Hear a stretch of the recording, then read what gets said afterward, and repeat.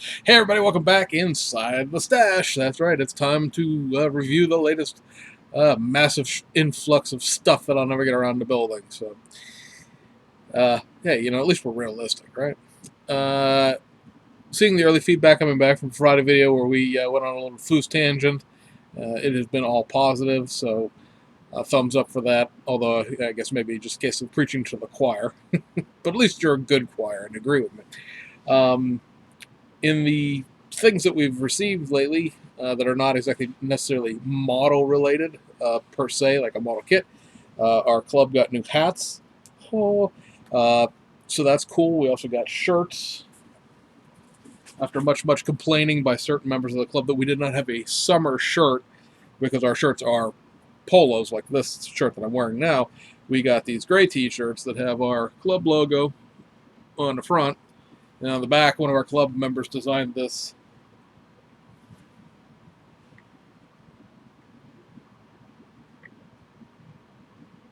design that little logo based on what I think is, a caricature basically of the old Pro 72 Nova dragster. Cool shirt. Uh, the amusement I have in the fact of getting a summer shirt is the fact that, of course, I think for most people actually, there are no summer model shows. We used to attend one event during the year over Memorial Day weekend, a real car show that we would set up our club display at. And due to circumstances, we don't go to that anymore. And so now we have nothing that we do in the summer, so I don't know why we needed summer shirts, but it didn't cost us anything because it was our dues money is paid for it. So, I mean, all in all, I suppose it cost me something, but that money was going to the club one way or the other. And at least I got something out of it this year, besides the Christmas banquet in December. So there's that. Also, we picked up a. Let me see if I can. Yeah, I'll pick the whole box up.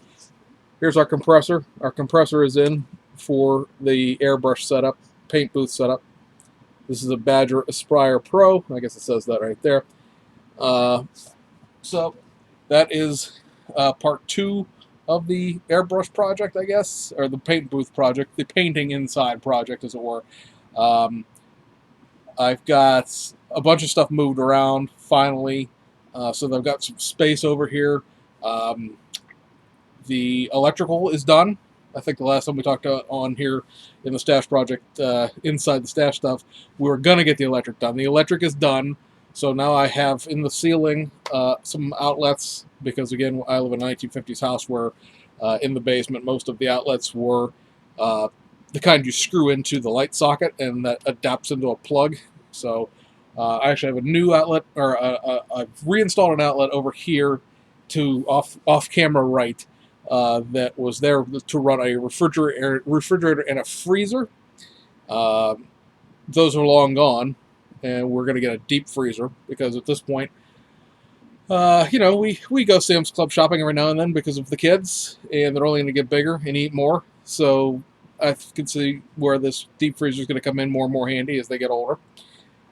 So that's there. Like I said, in the rafters, I have an electrical socket put in that has 4 outlets for the purposes of at least getting one more of the LED strip lights that I have that hang right above where I build. I want to put one over where I paint, obviously, and maybe a third one. I'm sort of looking at how I'm going to maybe relay out the entire little area down here. It really depends on this. I'm moving a bunch of stuff from off this side of the camera out entirely. There's a steamer trunk that belongs to actually belonged to my great grandparents. I believe it might have actually been the trunk that they came over with stuff in that my wife wants to keep. So that got moved out of the way so the electrical guy could come in and install some outlets on the wall. And then there's a big metal, like sheet metal aluminum folding table. Anybody who's of a certain age and a certain generation will remember it's like galvanized steel, I believe is actually what it is. Like a folding table you would put up at a picnic or something like that. That is sitting there holding up a couple of started kits that have just sort of wandered over there, and some old computer equipment that's going to be leaving shortly because it's useless. And once that all gets out of there, we're going to put down the hydraulic cement to fill in a couple of cracks in the floor, and then we're going to water seal the walls, and that'll take care of the inside of this. And then it'll just be a matter of getting the new windows put in, which I still have not actually called anybody on, but it's been really hectically busy the last couple of weeks. It just seems like my wife is working, I'm working, and right now my 5-year-old daughter, who's in her first year of like dance class, has a recital coming up this weekend. So the last 2 weeks have been pretty much every day is dance practice after school. So there has not been much free time to do much of anything. But there will shortly be, once this Saturday's over, dance is done, I believe, for the entire summer until school year starts. So no more after school anything until band practice starts for my teenage daughter in high school. So it'll be a lull here for a couple of weeks where we can finally get some stuff done, and hopefully, like I said, get the windows at least priced, because I like to get them installed here before too much longer. Anyway, so there's a great big drafting table desk that my grandfather got a hold of somehow. I don't know how. I believe it's an old piece of office furniture from the coal and coke facility that he worked at as a young man. My grandfather, who none of you have ever had the pleasure of meeting because he passed on long before we ever even had the idea of doing this channel, was one of those people that collected one of everything. There was nothing he couldn't find a use for later. I guess you can see a little bit of that here, but this is different. He'd collect anything he thought he could use later. I don't collect model kits I don't want to build. I don't have an aircraft wing and a ship wing and a armor wing and stuff like that. I build, cars, and that's what I do. But I have an old church pew right behind the camera. I have a TV set that I don't even know where it came from. It's not ours. It's my grandparents'. And they clearly never used it because it's been in a box down in the basement for the last 20 years. There used to be a house down in my front yard. It was a 2-room house. That was full of crap. There used to be a garage next to it. That was full of crap. My great-grandparents' house is across the creek next door, in the property next door. And that used to have a 3-bay garage with garage doors big enough for a full-size tractor, like a farm tractor, as well as a farm truck, like a 2-3-ton Dodge truck from the 1960s, along with having a hayloft, because all of this property used to be a farm at one point or another. And that was full of junk too. All that stuff got torn down over the years. It's not here anymore, but just to give you the volume of things that he managed to acquire, and we've been sort of throwing out ever since. This big drafting desk is going to get moved over here underneath the new outlets. I asked the electrician to give me a 4-outlet, basically 4 plugs, and he gave me 2 4-plugged outlets, so I now have 8 outlets over here. It's all running its own independent circuit now, separate from the basement and the rest of the house. So I don't have to worry about anything, because there's a plug for the compressor, there's a plug for the paint booth, and there's plugs for the computer, there's plugs for more lights, there's plugs for everything I could ever have wanted to plug into it. I may put up my old stereo. So I got plugs for it, might as well. But that desk's going to go over here, and that's what the paint booth is going to be set up on. And I'm not sure that with the paint booth and the compressor and everything set up, there's going to be enough room to really co-build, if you will, put everything on that desk to build with. So I'm not sure what I'm going to do with this table that we use to build on currently, that I will be, you'll see the desk surface here in a second when I start showing you kits. The idea would be to get rid of this table, because it's an old dining room table from the 60s or so, and it's, very Art Nouveau, and if I hadn't nailed this this rubberized stuff that I used to build on down to it, heck, I probably could sell it, because it's, I don't have the matching chairs anymore, but this chrome 1960s crap is very in vogue and collectible right now for some reason. But be that as it may, if I move this table, I might put another set of shelves down the middle of this room, and basically have, there's shelves, you can't see them, there's shelves in front of you, and obviously there's shelves behind us. And so I'm thinking about putting, basically where I'm sitting down the middle here, another row of shelves. Because, it's that bad. And, that'll give me a little bit of a whole aisle. I thought about maybe closing off one side of this, basically running it would take 3 shelves across, and closing off one side to make a U, as it were. So, just fun ideas of stuff right now, my main concern is there's a hutch over here that my wife, I was gonna burn it. It's been down in my basement for 20 years. Well, it's been my basement for 10 years, but it's been down in this basement for 20, 25 years. I have no sentimental attachment to it. It was something that my grandparents used for storage, and I was going to burn it because we have open burn days where we live. And my wife decided she wanted to save it, refinish it, and put it upstairs to hold all her tchotchke hobby stuff. So I'm fine with that. But now it's like half stripped. So hopefully this weekend we'll get that finished and out of here because it's, as I told her, it's cock blocking my shelf space. I want to expand my shelves around that corner, and I can't do that because there's stuff in the way. So, where does that leave us with kit stuff? Well, a bunch of stuff has come in because we got a shipment in from HobbyLink Japan. Now, some of this stuff is sort of duplicates, and I've never been a duplicate guy. However, there are build plans for the duplicates. They are base kits for other things. So, without blathering on too much longer about stuff you probably really don't care about, let's spin the camera around and let's get going. All right, well, as you can see here, the C1 stuff still hasn't found a new home yet. Mainly because I want to move it basically up onto this shelf behind us here, but I'm in a situation where I need to clean stuff, and I need room to move, and I need this hutch out of here, but be that as it may. We picked a few things up American at the Ollie's fire sale that is currently going on. For people who don't know, and you live in a state where Ollie's is has stores, they are once again selling off kits for $8 again.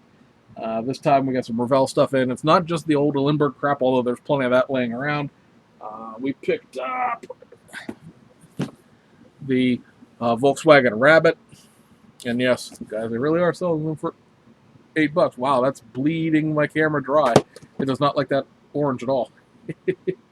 Yeah. There we go. The $24.95 really is what this price was back in the day. So anyway, we got 3 of these, actually. Now you go, oh my god, you got 3. Well, I don't know if I really want to build a Rabbit, because I have the Mark I Golf, the Revell Germany kit.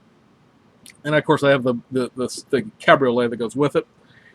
This Rabbit is kind of, sort of American, if you will. It does have the bigger bumpers. It does have the detuned, if you will, because the GTI has a couple of extra parts in it to make it the GTI engine. This has the cabriolet engine in it. So I don't know if I want to build one as a Rabbit. I bought one because I need that as the... I'm trying to think where it went. I don't see it. I think it's buried behind something at this point. But this is the base kit for the C1 resin Volkswagen Caddy. Volkswagen pickup truck with a little Rabbit pickup truck. So we picked one up for that. And then because they're $8, and because there are conversions to turn this, the basically the Golf kit, but this is the same sort of thing, into the either the later GTI or the well, it's not really a Mark II, but it's this like a slightly newer Golf. That's not a GTI. From Renaissance. I got a couple, I don't know if I'm going to get those or not. There's a couple of engines available, sort of hot-rodded GTI engines with like little individual throttle bodies. There's one with a supercharger or a turbocharger and stuff like that that are resin cast that I haven't ordered, but I might. And it's just one of those things where like they're $8, and so to have them around and not have to worry about trying to find them, yeah, it was worth the $8. And worst comes to worst, I can always sell them since they'll be sealed unless I use them. We also picked up the Dan Fink's Metalworks Speedwagon. I see that Hunter Selby's working on this one, so I've been following along with that build. I don't know if I really... I'm with him in the sense that I don't think I want to paint it the box art colors. I mean, I realize that technically speaking, this car only comes in blue with a black top, but I don't know. We'll see about that. I haven't even taken it out of the plastic. This is one of those kits that I've just passed on back in the day, but I kind of like 32 Fords more than I'll admit to, and I've been meaning to get all of the other 32 Ford kits because I have one of the original was it 1993 when the 32 Ford kit started coming out. I have that original black one. That's just the 3-window. And I've been meaning to get a 5-window in the sedan, but I never have. But for $8, it was worth picking up. And then last but not least is this. the 48 Ford Custom 3-in-1. Now, I've avoided this like the plague ever since it was announced, because at the time, back in whatever year this came out, and I can't remember at this point. Do we have a copyright date on this? It does not. Oh well. At any rate, the because I wanted a stock roof 48 Ford. That was all I wanted in life. They had made the 48 Ford Woody. They had made the 48 Ford convertible. I really wanted a stock height 48 Ford. When they came out with this cookie cutter pre-chopped for your inconvenience custom, I rejected it wholeheartedly. Mainly because it would be the same thing as the 49 Merc, where you're going to get in a contest setting, you're going to get like 10 of these, and they're all going to look identical because there's only one of like basically 4 grills and 2 wheel options and things like that. So there's only so many ways you can build this out of the box without part swapping with other things. And like I said, I was really, really holding out for a stock height roof kit. Now, of course, we have gotten that stock height roof kit in the intervening years, last year when that came out. So for $8, I'm willing to bury the hatchet and give this one a look. This would definitely be something that it would be a painting exercise or just a building exercise. I have no attachment to this kit in any way, shape, or form, in the sense of like it's a, oh, well, 48 Ford, I have to build it a certain way. It's just going to be whatever options I find least ugly. And really, at a point here, these girls start looking like decorative garden fencing to me more than they do grills. So it'll be a situation of what options I find least appalling. And, we might paint it some non-traditional color or something like that. This is definitely something that may really seriously never get built. But again, for $8, I'm willing to bury the hatchet. So that'll take us over to HobbyLink Japan box. I have this in my mind right now because I was just looking at the research for this, so I'm going to start with this, even though we have decals and stuff to look at. That is this. This is the Direction Racing Porsche 911 GT3R. This is a Japan Super GT GT300 class Porsche. This car ran the 2011 season. The decals are not necessarily incredibly complex, although it would be nice if it would focus on them. I guess I'm coming at it at an angle. The camera does not like that. It's seeing itself. I can see it in the preview film. Come on. Oh, I think I hear a hobby dog just woke up from its nap upstairs. Fortunately, the teenager's home from school. Anyway, it'd probably just be easier to take the bleeping thing out. First point.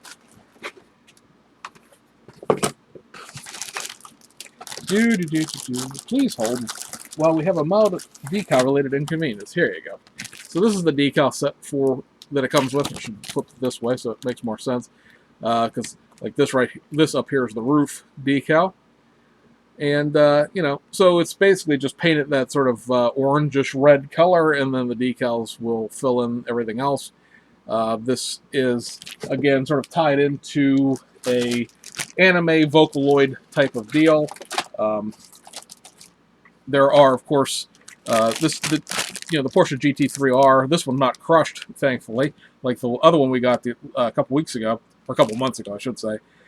Is a blank kit. You can just get the GT3R from Fujimi without having any tie-in. But these ones with the Super GT tie-in have yellow tinted headlight lenses, which is a sort of a cool feature because while the yellow JDM Life Yo headlights are way overdone in a lot of places, they really did run yellow headlights in the series itself. So it's kind of cool to have the pre-colored plastic and not have to paint them. So this ran in 2011. Like I said, 2011, I'd have to look to see if they actually won anything or where they placed. I was just looking for the years of things. This ran in 2011. After 2011, Direction Racing pulled out of the series. And then you've seen this kit before, but it's just one of these, sequence of events kind of thing. In 2013, they came, or 2012, excuse me, they came back. No, 2013, they came back. Merged with Pacific Racing and ran the Ghost in the Shell Arise Porsche. This one's decals are as complicated as you would think they would be. I think we've shown this to you before, but there's a whole bunch of stuff going on there. But at any rate, like I said, just want to show you those because I have done the research on the years because I'm trying to figure out what Super GT kits I have, which ones I don't, in terms of decals and building options and things like that. So it's just been, like I said, something that's been lingering on my mind recently, and so you all have to suffer for it. In the small bag of stuff from Studio 27, basically, is this. First thing is this is the Aventador Patrol lamp. So this is the Studio 27's solution to the light bar on the Aventador. It is a cast metal, white metal piece here with a clear resin roof. Pretty basic, simple how you put that together, right? So that's that. This was like $11, I want to say. Yeah, so good, decent price to me for that, not having to try to cobble one together myself. We picked up the Hobby Design detail upset for the Aoshima Aventador Super Veloce. I really haven't even had a chance to look through this yet, so we're all going to get a first peek at the inside goodies here. Oh. Let's see here. We've got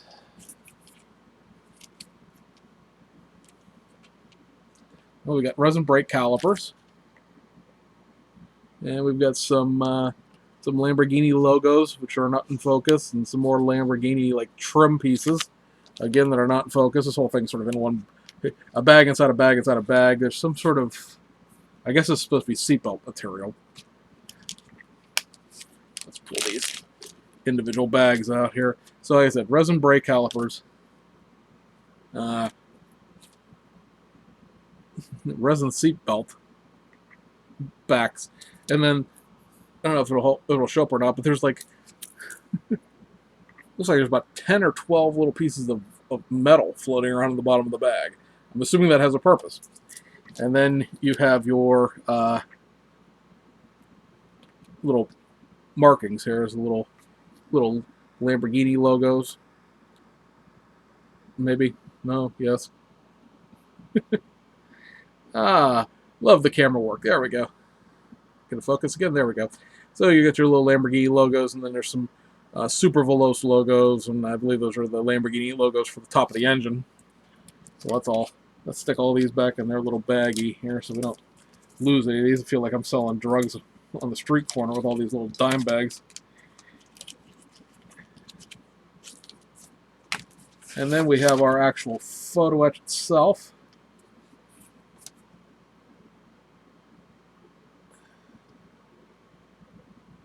Yeah. One fret, which appears to be mostly, oops, one fret I'm throwing on the floor. Now it's upside down. I need something to back this with. It's blank. Yeah.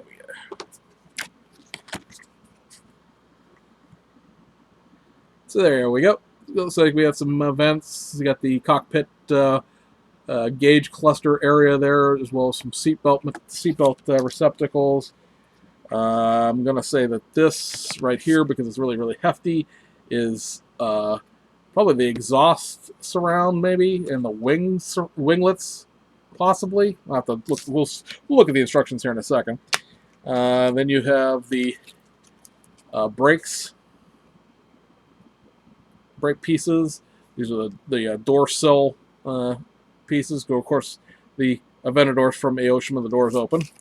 And then there's this last piece here, which looks like the outside face of the brakes, several of the vents, the engine cover itself. I'm guessing floor mats. I'd have to go research the Super Velocities that actually have diamond plate floor mats like that. And yeah, so that's what those are. So let's take a peek at the instructions here. Unlike some aftermarket companies, we actually get instructions with your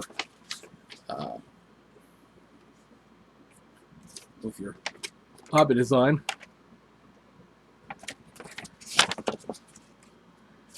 So there are, like I said, there's some pieces there to replace that binnacle around the gauge cluster, as well as apparently put a logo on the dashboard. And then you have one of the logos going on the steering wheel and replacing the paddle shifters. There you see the replacing the door sills, some mesh for the lower part of the door sills. And yep, I guess it does have diamond plate floor mats according to this. Replacing the brake sets. You can replace the... where's my poker at? I don't have my pointer. There we go. You can replace the mirror faces if you so desire. This looks like these pieces here, they look like they replaced the engine hatch covers. There's a speaker for your windows, wipers, engine cover, building your brake discs along with your resin caliper. Those other big heavy-duty things are replacing the splitter vanes. Okay. And here we are with some more various pieces and parts of the vent system for the front and the back. And then up here, plumbing the seat belts should you so desire. Putting in the side vents, and then back here we're just putting on our logo. So a pretty fairly robust set has become the trend with Hobby Design's photo etch.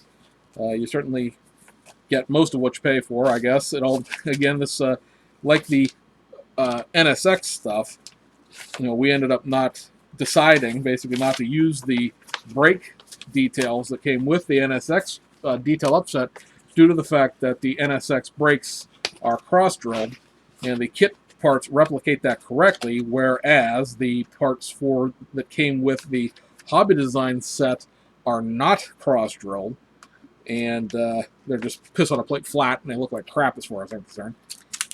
But that wasn't really what I bought the set for in the first place. That was going to be a nice additional piece, as it were, to be all like, hey, look, I replaced brakes, and I made my own brakes, basically. But that was not to be with that set. Like I said, it was in a situation where it's not accurate to the actual replica. My main concern with that was to get the vents for all the things that Tommy decided to do with decals.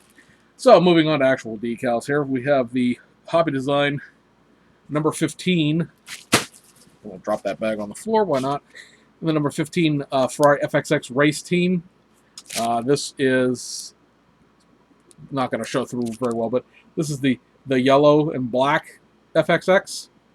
This is a set of decals that was not done by Studio 27 when they were doing all their decals.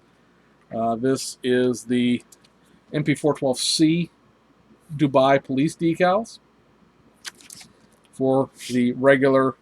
We build a Fujimi race car kit. No, that's not how that works.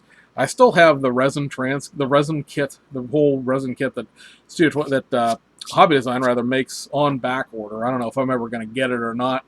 And my fear is that if I wait long enough to find out that they can't get it, I won't be able to get it from the places that I could get it from. But considering the price of what this kit costs for the resin kit, I'll just wait and hope for the best. For now, we also have this. This would be the Dubai police decals for the Audi R8. Unfortunately, for the modeling public at large, myself included, these are not the Audi R8 police decals for the Audi R8 that Revell of Germany made. These are 2015 Audi R8 decals as far as the scheme goes. Now, Dubai did have 2008, 2010 R8s, but they chose to make the newer scheme. So you have the option of either putting this on the old car and just dealing with it, or tracking down one of the new ones. I believe they make them in die-cast, and doing a die-cast representation of this car, because, again, to me, is one of the things that just... I'll know it's wrong, nobody else will, but I will know it's wrong kind of things. I don't know, we'll see what we end up doing with it. I mean, they're really nice decals. It's a shame that they're not the right thing for the car. We also, speaking of more police decals, these are the London Metropolitan Police demo graphics for that Lamborghini Gallardo that they had as a public relations car for a little while. This, of course, was just donated, or lent to them, rather, from the the London Lamborghini dealership. It was, vinyl wrap, so it all came back off again. Had a little shorty LED bar that was magnetic mount, but you need a Fujimi Gallardo to do stuff with that. And then, yeah, we're down to our last two sheets here. This is the Oleo Fiat Rally. I know, what? He's going to start building rally cars now. Well, we've talked about our Group B rally obsession, where we now have this overwhelming urge to build, at least have, if not build, all the Group B rally cars. So this right here is a privateer entry for the 1984 San Remo Rally for a Lancia 037. Shazam. This decal set is pretty robust in the sense that you just have to paint the car blue. All the yellow pieces are already here. Although, it really does come down to the fact, I think this blue, or this color scheme, being the way it is pretty easy to mask off the pieces and just use like this wing spear decal here and this C to D pillar decal right there. And because on the kit, this part is a separate piece, and the front fascia is a different piece, so there's no reason why you couldn't just paint those yellow and go with it. Not Gravity, but Zero Colors makes a paint set, blue and yellow paint set for these Oleo Fiats. And then because I can't resist a good team, and these decals were on sale, these are the Oleo Fiat. So it's the same team, the same color scheme for the 1980 San Remo Rally that go on the Stratos.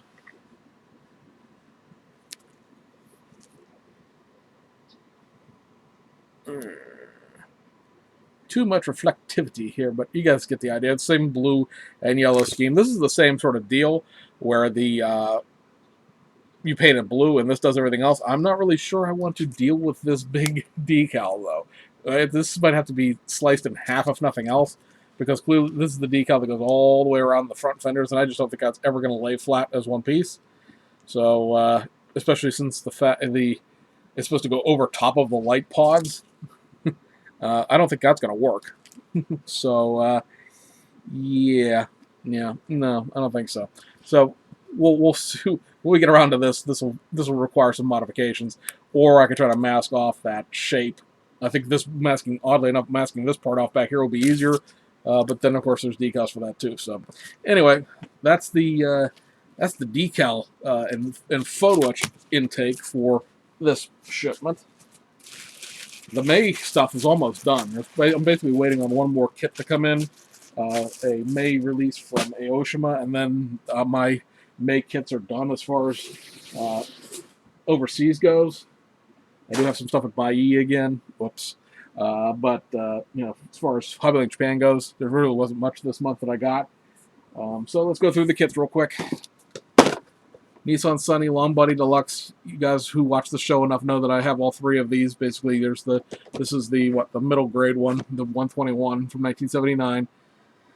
There's an early one, a later one. This right here is the base model for the Hakasuka truck, because I want to build all my Sunnies as Sunnies. So this is a resin base kit. We have the Lancia 037 rally car. This is the 1984 Tour de Corse winner with a Martini livery in it.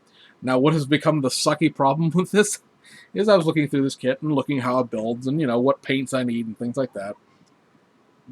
I'm not a big fan of the Martini livery in general. I know that's like, oh, Hobby Cat is saying hello.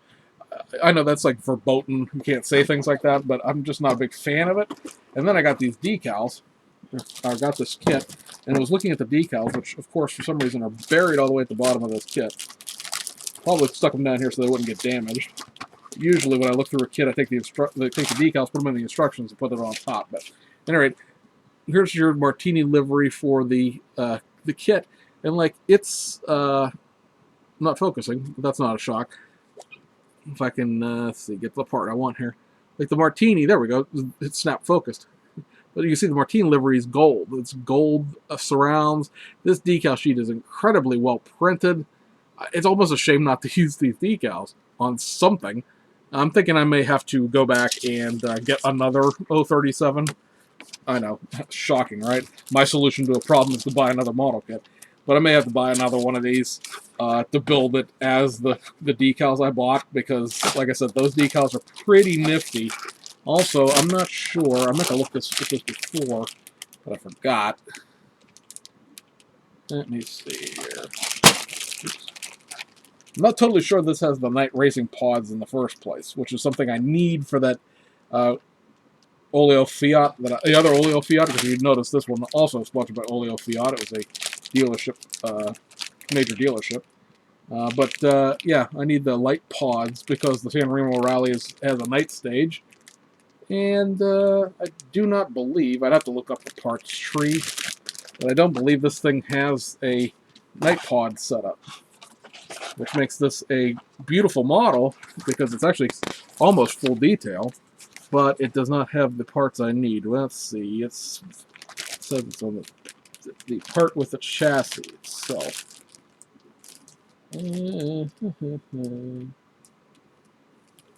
Yep, no light pods in here, so we're gonna have to buy another. We're gonna buy one with the light pods in it anyway. So, all right, good to know.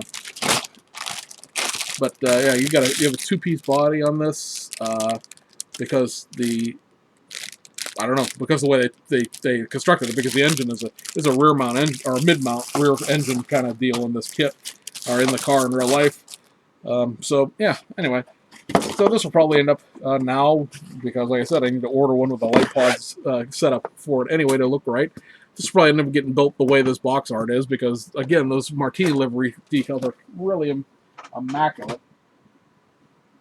So we got this here. This is the the 77 Monte Carlo Rally winner for the Lancia Stratos. This, of course, does have the night racing lights that I need. You know what? The Alitalia light, livery in here is nice. It's just not my cup of tea as far as what I'm doing. I mean, I'm building rally cars specifically for a set of teams to match another rally car that I apparently need to buy another rally car to build. But you know, at any rate, you get the idea. I'm not building rally cars to build them, so I'm not getting another one of these. Anybody wants an Alitalia sheet that's cut to fit the Stratos? I guess let me know. We have this. The AutoZam AZ1 with the optional wheels. We mentioned this before. This comes with actually 3 wheel sets. It comes with the steel wheels that the regular AutoZams come with. It comes with these, what they're calling authentic alloy wheels, which are the optional wheel package. This used to be its own kit back in the day. And then so you can see there's 3 sets of wheels in here. I don't think I can show you the other set without opening this. Dang it. Oh, well, we're going to have to slice the tape here so we can get in there to show you the other set of wheels. Also comes with this set of little 4-lug, teeny tiny Enki racing wheels. So there's that. 3 sets of wheels. Everything in this box looks like it's been through a hurricane because it's such a teeny tiny little car. We've covered this on the last AutoZam, itty bitty. So there's that.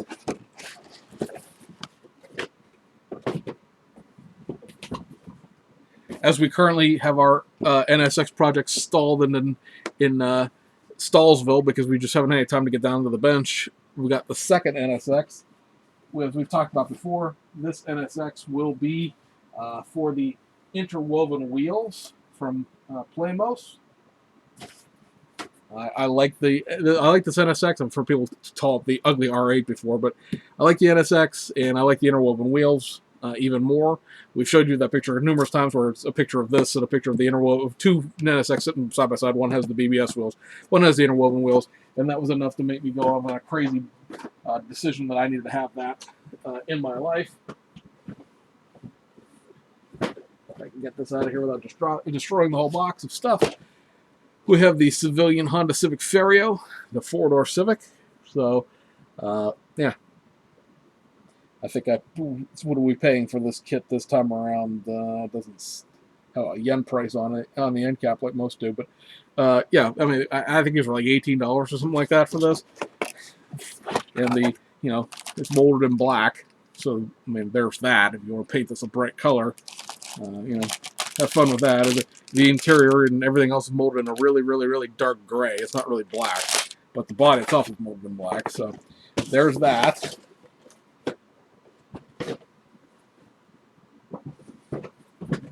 We have one of these. This is the 2007-2010 WRX STI. You can build both different models out of this same kit in the sense of model years. This is the base kit for our USCP Impreza sedan trans kit conversion. So that's why that's there. Because I already obviously have this from way earlier when it came out originally back in 2011. Yeah, as I look around in here for other goodies, what does my wandering eyes up here? Well, we got this, which is something I really whoops. If you see me like this, flip me over. We have the Mitsubishi Montero with sport options. So yes, very, very excited to have this. Like we talked about before, this is one of the most expensive 1990s Tamiya kits prior to last month or the month before when it got reissued. I don't know why. The Mitsubishi Montero, the regular one, has been like in and out of the catalog a bunch of times over the last 20 years. I think it's currently in the catalog, or at least if it's not, it was recently enough that the kits are not expensive to find on eBay. But this one was only ever done the one time. It's more or less the same parts that are in the Land Cruiser Sports option, with the bigger wheels and the bigger tires and the bigger, with the Texas-style front brush guard, the roof lights, and the rear ladder rack.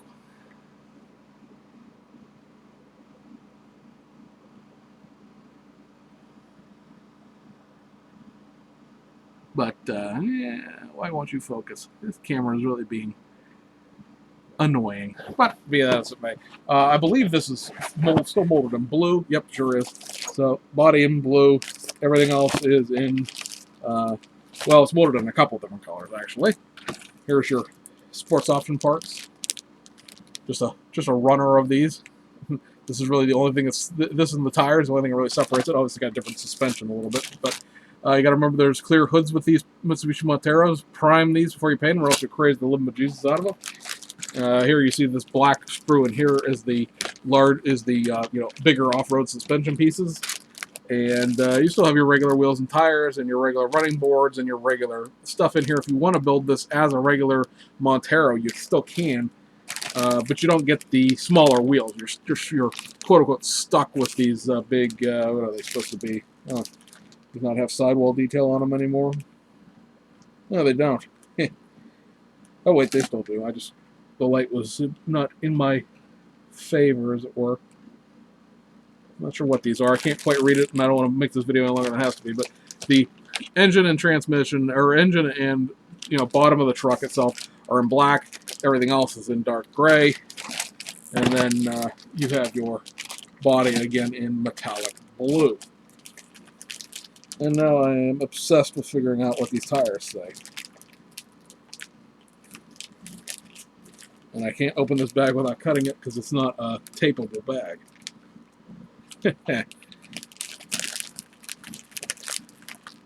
Well, let's see if we can see it through the plastic. Oh, we can't because there's too much. At any rate.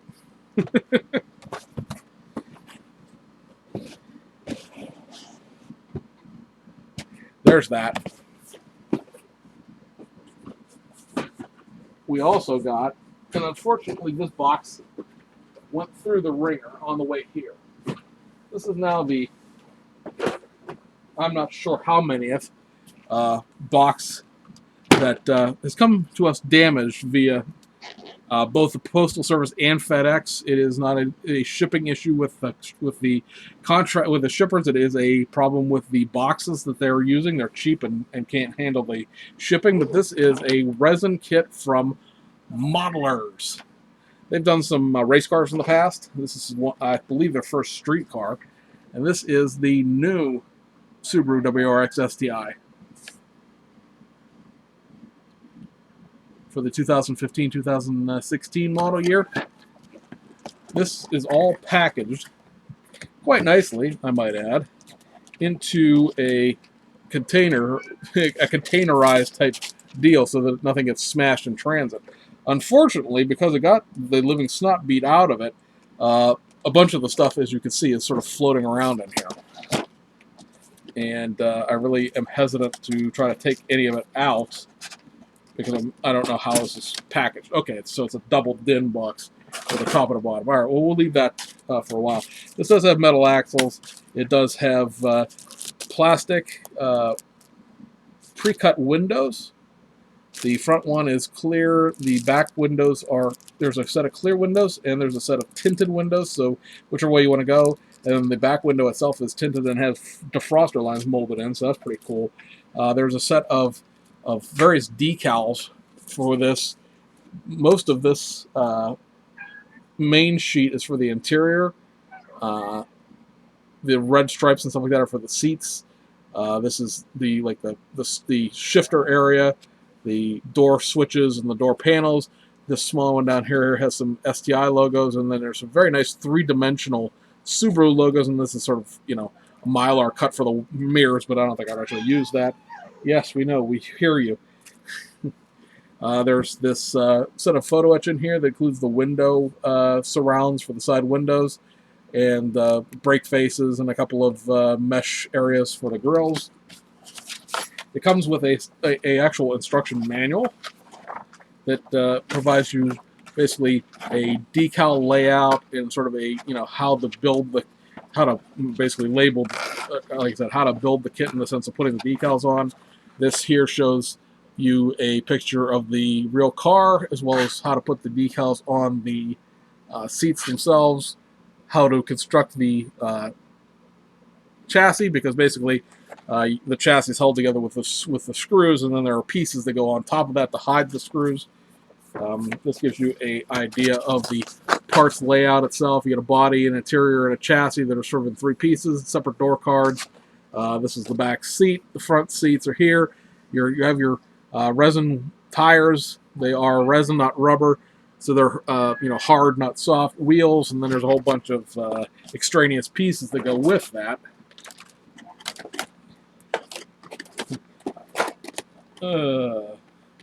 I'm so scared the stuff's gonna go flying everywhere. There's some stuff stuck via static electricity to the top of this. I think it all came out.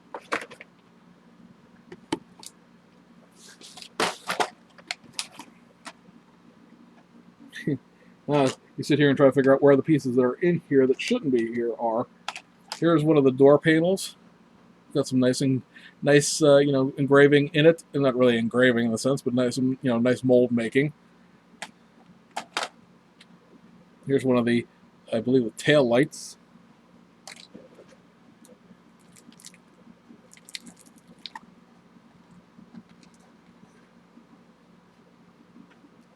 There's a set of polycaps for this. I said here are the wheels and the tires. They are hard. They don't have any flex to them at all. It was shown to me by Jonathan Stevens, aka Feedens Garage, that the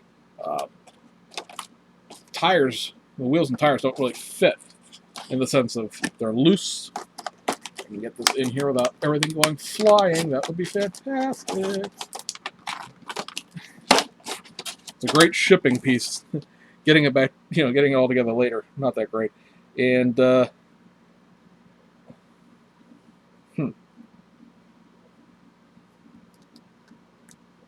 his didn't fit together at all. His kept falling through. These ones are a very tight fit to the point where I am hesitant to really finagle with this too much more because I don't want to break the wheel. So I don't know if that'll hold true with all of these.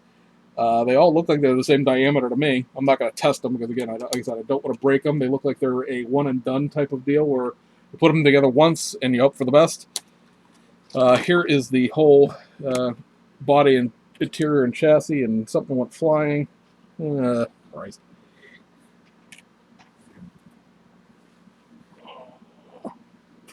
I don't know what that was. I hope it wasn't important. I'll have to find it when I get done with the video. Because like the handbrake is in here, it shouldn't be in here. And there's this bit of whatever this is. So this is the rearview mirror. But so yeah, here's your chassis plate. Minimal detailing to a certain extent. You know, you got your basic details in there, your exhaust system and your gas, your fuel tank area. It's a pretty big slab, and then you build the interior off the top of it. Metal axles front and back, so you know, no real suspension components to speak of. And here's your body. This is a brick of resin. Let me tell you what, it's a pretty thick piece. You are not breaking this, I don't think, unless you threw it at the wall as literally as hard as you could. And even then, there's pretty good chance you're going to damage your drywall before you're going to break this. But it looks spot on, accurate. You know, as far as what it's supposed to look like, it looks really good. I realize I'm looking at it and not showing you what I'm looking at, but it looks really nice. And then you know, if you test the fit of the fit together, I mean, it's. You see where you're basically leaving the room for the axles to go through, but this fits in here quite nicely. There's a little wiggle to it, but you know, you're going to be epoxying this together anyway, so I'm not really wouldn't be that concerned about it necessarily. You know, like, oh my god, it's going to fall apart, because you're never going to take this back apart again. This is not a kit where you're going to be like, oh yeah, I want to make some revisions. No, you're getting it done the first time, and that's going to be it. So yeah, I like this. This is close to $80. So I mean, it's not for the faint of heart in terms of that. This appears to be the headlights in here, along with the winker lights for the side. Kind of interesting why the rear lights don't have that same sort of packaging. I'm not even sure where the other rear light is. I found one. It's going to be like a off to see the Wonderful Wizard of Oz type of deal with this, because who knows where some of these parts went. There's another piece of something there.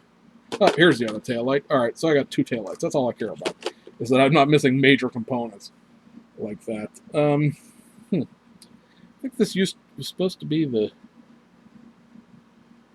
yeah, this is supposed to be the shifter, but it got snapped in half in shipping. Here's the top of it in there. All right, well, let's put you guys together. So a little bit of repair is necessary, thanks to the fine folks at the U.S. Postal Service, via the fine folks at Pobbylink Japan, for putting it in a crappy box. It looks like most of it's there. You know, most of it's in one piece. So there's you know, here's your steering wheel. It's got some nice engraving in it that you can't see because the camera doesn't want to focus. Anyway, guys, I'm done arguing with it. You get the idea. Oh, wait, we have one more kit, so you don't get the idea. Hang on, I gotta put this someplace where it's not gonna explode resin all over my basement. So last but not least, the kit that a lot of us were in the racing world were waiting on, and I got numerous of these, because you can build this one of 4 different ways with the kit supply decal. This is the 1988 Group A Toyota Corolla 11 A92, the cohort, if you will, racing-wise in the JTCC series for the Honda Civic that BMAX did many years. It's been 2 years since the original one came out. I like it.